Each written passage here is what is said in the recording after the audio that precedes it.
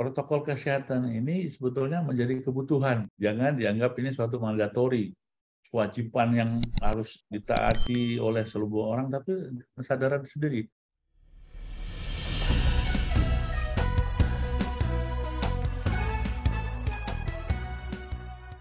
Salam perspektif baru untuk Anda pemirsa acara ini di media sosial YouTube dengan nama akun Perspektif Wimar TV.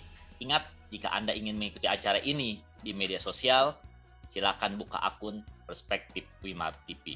Saat ini Anda kembali mengikuti wawancara khusus Perspektif Baru, tentu saja bersama host favorit Anda, yaitu saya Hayat Mansur. Sahabat Perspektif Baru, saat memasuki tahun 2023, kita mendapatkan kabar baik, yaitu pemerintah secara resmi mencabut PPKM, mencabut pemberlakuan pembatasan kegiatan masyarakat di seluruh wilayah Indonesia. Meskipun pemerintah menyatakan pandemi COVID-19 di negara kita belum berakhir. Lalu, apa yang harus kita perhatikan saat PPKM dicabut dan bagaimana protokol kesehatannya? Jadi, topik tersebut kita bahas pada wawancara khusus kali ini dengan narasumber yang kredibel untuk menjelaskannya, yaitu Bapak Dr. Muhammad Syahrial, spesialis paru MPH yang menjabat sebagai juru bicara Kementerian Kesehatan dan juga Direktur Utama RSPI Sulianti Saroso. Ya, selamat pagi Pak Hayat dan salam sehat buat seluruh pendengar Radio Perspektif ini. Dan salam sehat juga untuk Pak Dokter dan staf. Pak Dokter dan juga sahabat Perspektif Baru, sejak pandemi COVID-19 berlangsung, hampir semua orang mengalami kendala, hambatan dalam kehidupannya secara normal. Nah, sejak akhir tahun lalu, tepatnya 30 Desember, pemerintah telah mencabut PPKM. Nah, yang masih menjadi pertanyaan di kami dan juga publik, mengapa pemerintah mencabut PPKM meskipun pandemi COVID belum berakhir? Terima kasih Pak Hayat dan para pendengar semuanya di jaringan Radio Perspektif ini ya. Luar biasa, kita ketemu di awal tahun ya. Jadi kita sebetulnya kado tahun baru loh Pak kemarin Pak ya. Kalau kita mau mensyukuri bahwasanya pemerintah melalui Bapak Presiden itu mengumumkan bahwasanya insya Allah negara kita aman ya dengan COVID-19. Nah tentu saja keputusan itu diambil tidak sembarang keputusan, semuanya harus melalui prosedur atau rekomendasi-rekomendasi dari semua pihak yang terkait. Jadi intinya Pak, jadi ada dua hal yang kemarin mendasari PPKM itu dicabut ya. Yang pertama adalah parameter atau indikator yang menjadi penilaian suatu pandemi COVID ya, sudah ditetapkan oleh WHO. Satu adalah angka konfirmasi yang positif, Pak ya. Yang kemudian angka pasien yang dirawat di rumah sakit atau hospitalisasi. Yang ketiga adalah angka kematian, Pak. Ya, kalau mau ditambah satu lagi adalah positivity rate. Nah, keempat parameter ini dalam kurun waktu 9-10 bulan belakangan kita sudah sangat terkendali itu Pak Hayat. Ya, sangat terkendali. Artinya ya kita baik-baik saja, aman. Tidak ada lonjakan-lonjakan kasus, tidak ada angka kematian yang tinggi, yang dulu seperti heboh ya. Kemudian yang dirawat juga nggak banyak. Ya. Nah, satu lagi parameternya adalah antibodi. Antibodi itu adalah kekebalan yang ada di tubuh masyarakat Indonesia. Itu dinilai dengan melalui sebut dengan serosurvei, Pak. Jadi antibodi itu diperiksa. Jadi ada dua yang menyebabkan antibodi itu, satu karena infeksi yang alami, yang kedua karena vaksinasi. Tinggi Pak kita 98,5% Pak Hayat. Nah itu luar biasa. Nah dengan itulah Bapak Presiden memberikan satu kado buat kita. Mudah-mudahan kita semua bisa menjaga ini gitu Pak.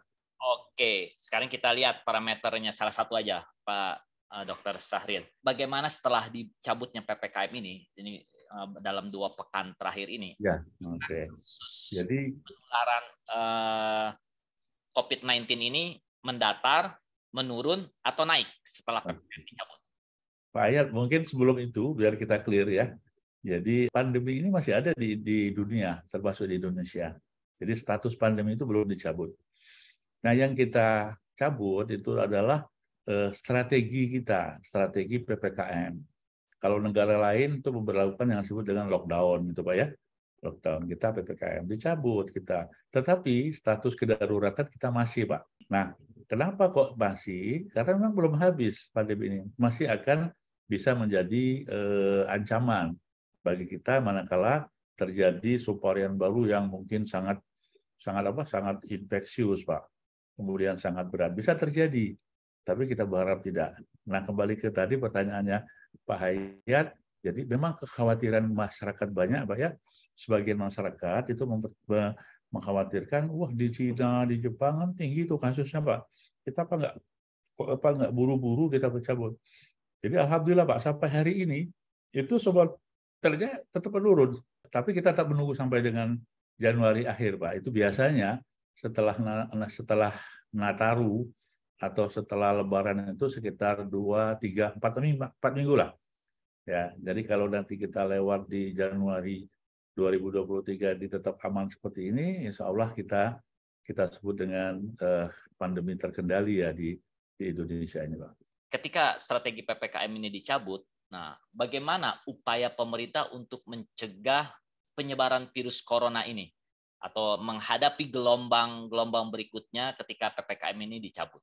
Jadi kita semua di dunia itu diingatkan oleh WHO itu Pak Hayat ya. Jadi pandemi masih ada, maka risiko-risiko yang bisa terjadi atau akan terjadi itu harus dikomunikasikan ke masyarakat. Kita masih ada pandemi loh, akan bisa terjadi penularan dan sebagainya. Nah, ini upaya yang kita lakukan terus-menerus, termasuk melalui hari ini itu adalah bentuk edukasi, sosialisasi, dan informasi kepada masyarakat. Kita harus tetap berhati-hati. Nah, jadi artinya warning ini kepada seluruh lapisan masyarakat. Ya. Dengan cara apa? Sebetulnya sederhana juga, Pak. Yang pertama adalah dengan protokol kesehatan. Itu kalau untuk masyarakat ya. Karena apa? Penularannya ini kan bisa dicegah dengan protokol kesehatan. Contohnya masker, cuci tangan, jaga jarak. Itu intinya. Kita pertahankan. Walaupun tadi sangat terkendali. Ya.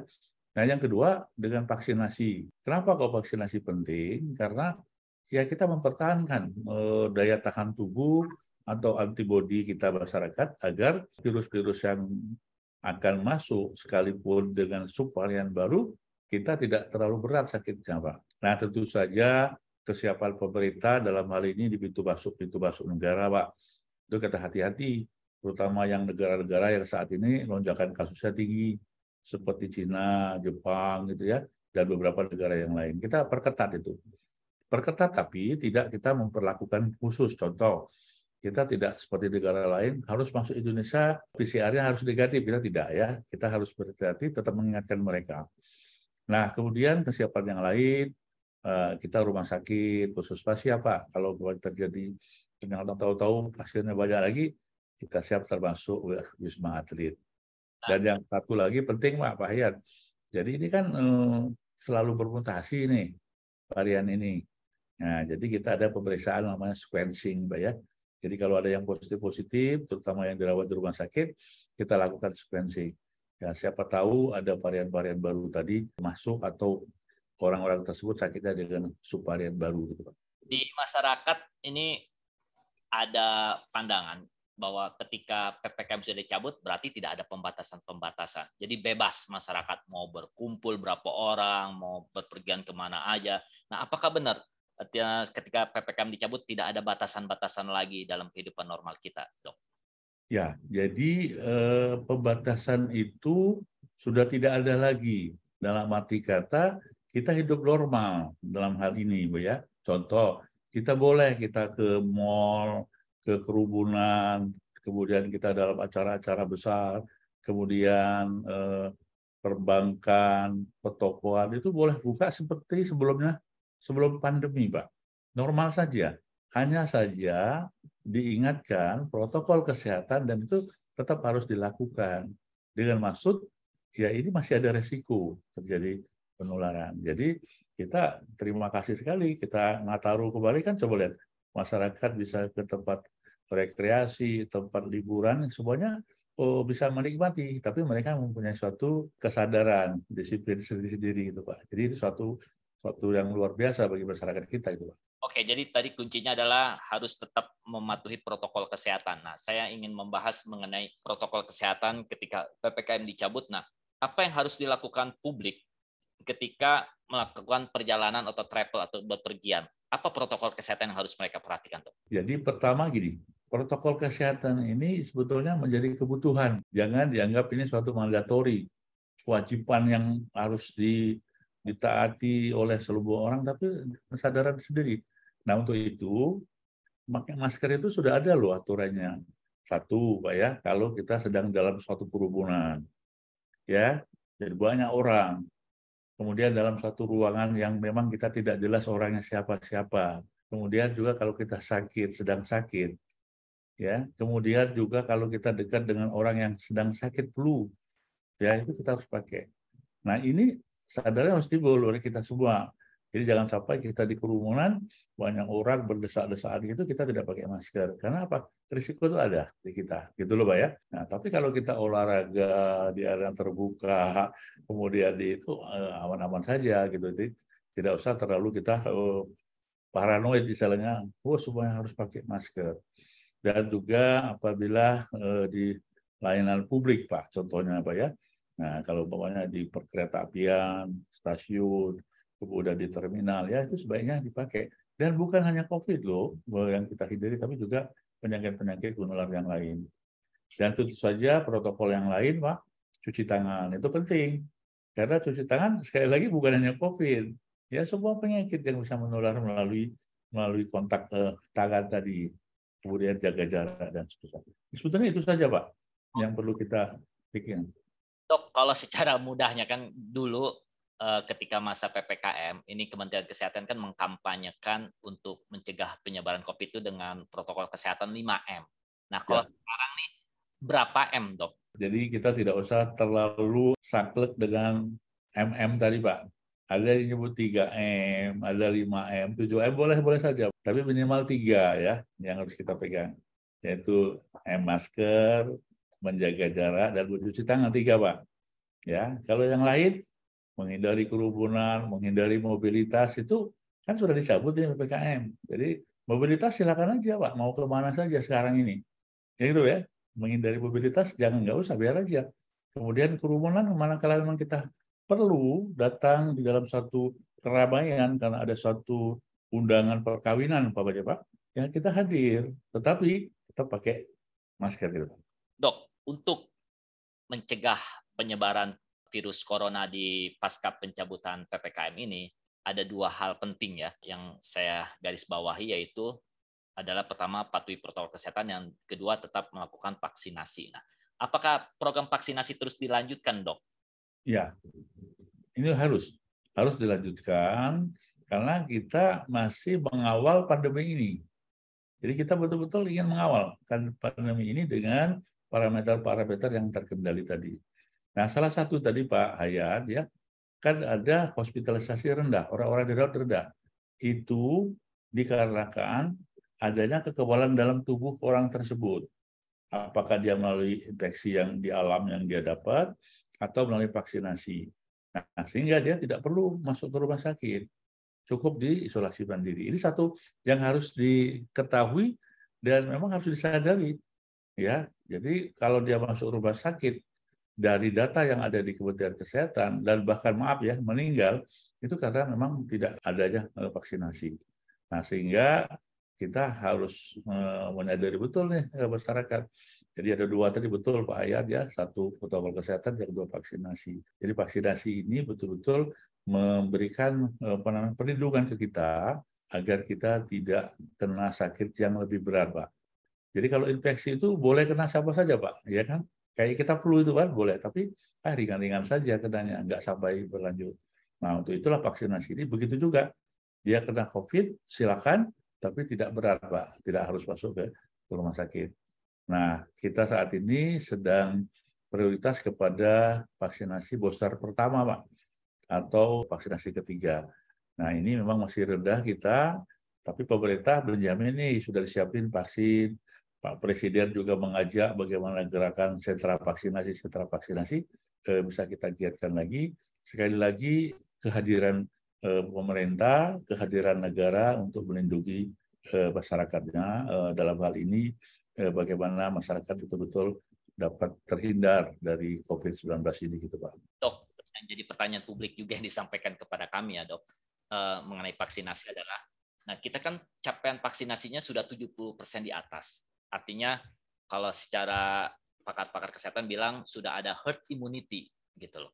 Apakah tidak cukup dengan pencapaian imunisasi seperti sekarang ini? Jadi masih terus ada booster 1, booster kedua. Nah, sebenarnya pertanyaan publik juga sampai ke berapa kali harus disuntik? 3 kali, 4 kali, ataukah nanti bahkan ada 5 kali lagi, Dok? Tadi sudah memang betul tercapai di atas 70%, Pak ya. Nah, tapi ini seiring dengan waktu, artinya vaksinasi itu atau antibodi yang terbentuk itu akan turun, Pak, seiringnya waktu. Jadi 6 bulan dia turun, maka idealnya adalah pemberian vaksinasi itu setelah 6 bulan dia mendapatkan vaksinasi kedua. Nah, sekali lagi, kenapa kok masih vaksinasi? Karena kita masih pandemi ini, Pak. Kita betul-betul, kecuali nanti pandemi dicabut, ya kita mungkin nanti untuk vaksinasi silakan seperti halnya vaksinasi yang lain itu sesuai dengan kebutuhan. Ya, contoh vaksinasi meningitis yang dulu Pak ya untuk haji dan umroh itu tidak diharuskan untuk masyarakat umum, tapi bagi masyarakat yang akan umroh dan haji saja. Gitu Pak kira-kira Pak. Nah, apakah akan bisa berjalan efektif Pak ketika program vaksinasi terus dijalankan, tapi tidak ada ketentuan, misalnya kalau dulu kan mau naik kendaraan umum seperti kereta api atau pesawat, itu ditanya sudah vaksin atau belum dan sebagainya. Nah, kalau sekarang kan karena sudah PPKM dicabut, orang tidak ditanya lagi sudah vaksin atau belum.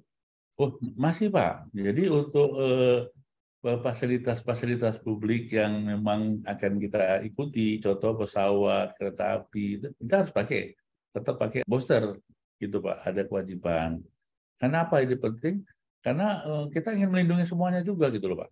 Jadi tidak lagi berarti bebas PPKM, bebas protokol kesehatan dan bebas tidak vaksin, bukan begitu Pak. Yang dicabut PPKM adalah pembatasan saja Pak, pembatasan mobilisasi ya Pak ya, mobilisasi sehingga tidak perlu lagi ada WFH, work from home gitu Pak ya, tidak ada lagi pembatasan jam buka restoran. Kalau dulu kan jam 6 tutup, jam 8. Sekarang ada yang sampai jam 10, ada yang sampai jam 12. Jadi satu bentuk bahwasanya kita kembali ke keadaan normal. Oke, masyarakat sudah bertanya-tanya, kapan nih pandemi dinyatakan, apa indikatornya? Jadi itu banyak pertanyaan yang disampaikan ke kami, tapi kami sampaikan sekali lagi, pandemi ini memang ada kewenangannya di WHO. Di WHO ini kan pandemi ini secara global Pak ya, seluruh dunia, maka di WHO itu ada kriteria yang menetapkan pandemi. Kayak dulu kan ditetapkan pandemi ini setelah sekian negara kena. Nah, begitupun nanti pencabutannya itu ada ketentuan dari WHO. Berapa negara nanti yang masih sisa yang katakanlah tidak terjadi lagi pandemi di daerah masing-masing karena sudah terjadi terkendali parameter-parameter tadi. Jadi kita tunggu saja. Dan untuk Indonesia, kita yang penting akan nanti apabila ini terkendali terus, akan direkomendasikan untuk pencabutan kedaruratan di Indonesia, Pak. Kan di Indonesia ada sendiri, Pak ya, kedaruratannya, Pak ya. Nah, setelah itu, ya tentu saja kita dan negara-negara lain akan mengusulkan kepada WHO, gitu Pak ya, secara bersama-sama. Dan bagaimanapun WHO lah yang akan menentukan bagaimana pandemi ini statusnya di kemudian hari, gitu Pak. Oke, terima kasih Pak Dr. Syahrir. Sebagai penutup, saya hanya menggarisbawahi bahwa pencabutan PPKM hanya pencabutan pembatasan, bukan pencabutan protokol kesehatan. Jadi tetap patuhi protokol kesehatan dan ikuti program vaksinasi COVID-19. Terima kasih, salam sehat selalu, sampai jumpa di wawancara khusus perspektif baru berikutnya.